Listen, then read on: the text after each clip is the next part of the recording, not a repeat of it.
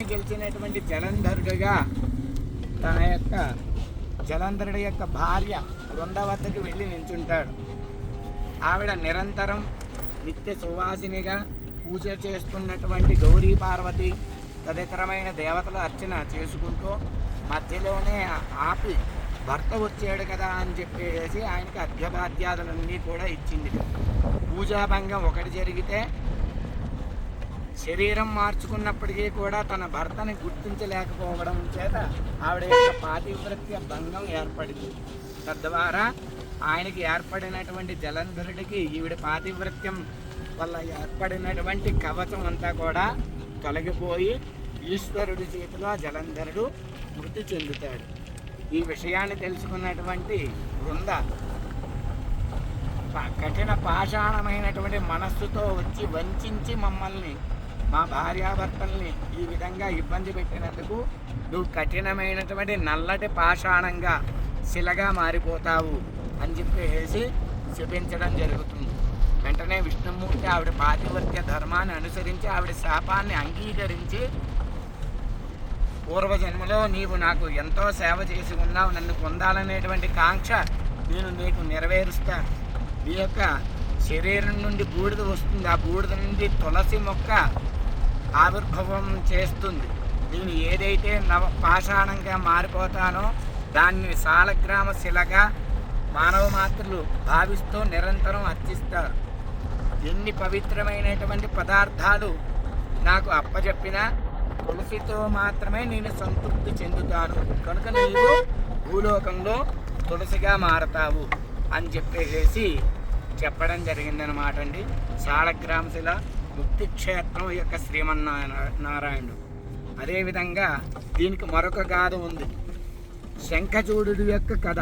అది కూడా ఈ యొక్క జలంధరుడి యొక్క కథ వల్లే ఉంటుంది.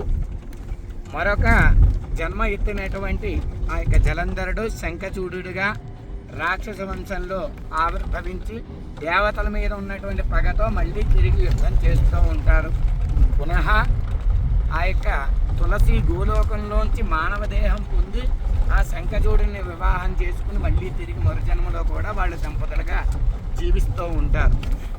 ఏ జన్మైనా సరే సృష్టి ధర్మం ప్రతి మానవుడికి కూడా ఆయుర్దాయం తీరిన తర్వాత తొలగిపోవాలి. కనుక మళ్ళీ విష్ణుమూర్తి రావడం, కపట వేషం వేసుకోవడం, ఆవిడ్ని మోసగింపజేయడం, పాతివ్రత్య భంగం చేయడం, తద్వారా ఆయనకి ఉన్నటువంటి కవచం అంతా కూడా తొలగిపోవడం, ఆవిడ తిరిగి విష్ణుమూర్తిని శాపించడం, ఇవన్నీ కూడా పునః మళ్ళీ మరొకసారి జరుగుతాయన్నమాట.